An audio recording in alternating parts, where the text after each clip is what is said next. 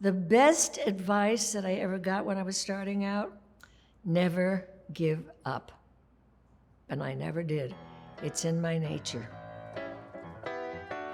Hello, I'm Rita Moreno, and I'm here to explain it all.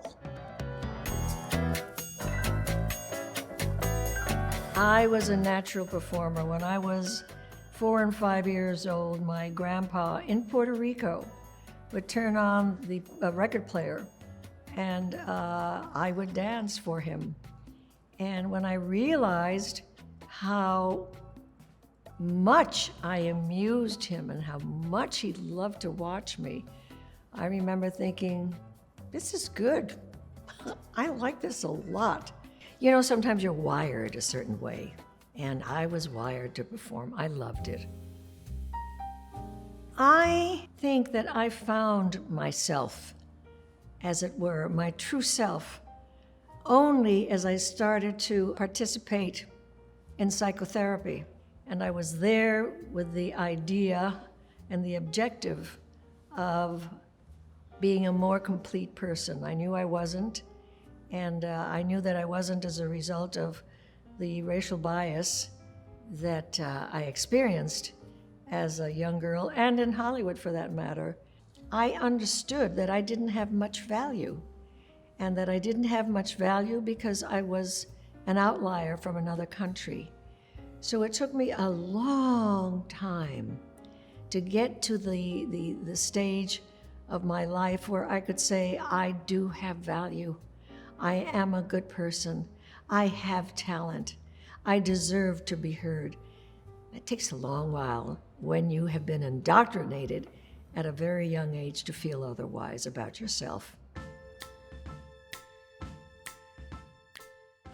All of this attempted evolution in my life did take place, interestingly enough, during and after West Side Story. Because in West Side Story, interestingly enough, I was playing a young woman who respected herself, a young woman who had a sense of dignity.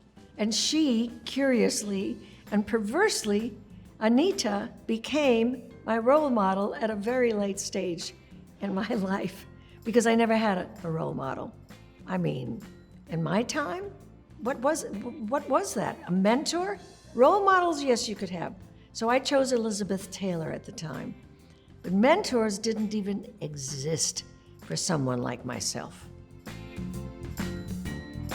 What is really rewarding, and to some extent always surprises me, is that I became a role model for many Hispanic young women. But I have to tell you that when you're in the position at that time of not yet really being a star, you don't set out to be anybody's icon. You just want to work as an actress. Is a big, big, big, big difference. But you know, now when I look at the documentary on my life, I say, oh my goodness. Oh God, really? Thank you. I'm thrilled and delighted. But it's not because I'm being deliberately humble. It's just that I never saw myself that way. And it sure is a joy. I can now see my life in retrospect, and I see it way, way more clearly than I ever did. If I were to be asked what I would advise young people who wanted to pursue a career, and I'm not just speaking of show business, I would say, don't let anyone ever mess with your image of what you want in life. You have a profound and righteous right to ask for everything that you want in this world, long as you're willing to work for it. Don't let anyone tell you what they think is right for you. If this is what you want to do, if you want to be in show business, let's say, then work at it. Here's the thing that always bothers me about younger people. They all want to be stars. Now, what the hell does that mean?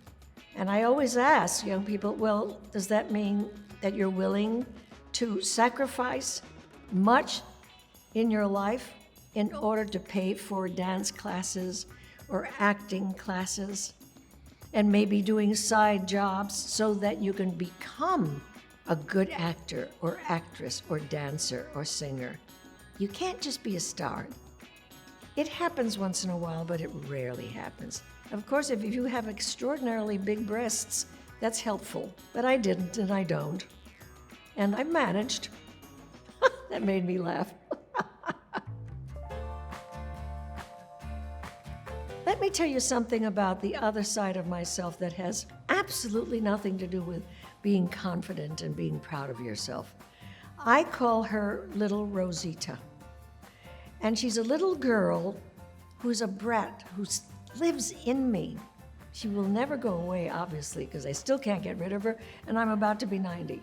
So Little Rosita is the bad side of Rita. She's the one who says things to me in my head. Ha ha, told you couldn't do that. Ha ha, I knew you wouldn't get that part. The measure to me of maturity, for me, is to have the ability, as I do now, to say to this nasty little girl, go to your room, and make her stop saying those things that discourage me and make me feel bad about myself. But she is there still. You know, you can be psychoanalyzed till you're blue in the face, but sometimes I think if you're wounded enough, those sides of you stay with you forever. You have to learn to relearn to love yourself all the time. Wow, I've never said that before. That's interesting. I absolutely adored watching my documentary. All the things that people have complimented me about came to fruition. I am funny. I am a generous person. I have a great sense of humor. And I have a lot of empathy in my heart for people. What I'm really getting at, I guess, is that I think I'm a swell person.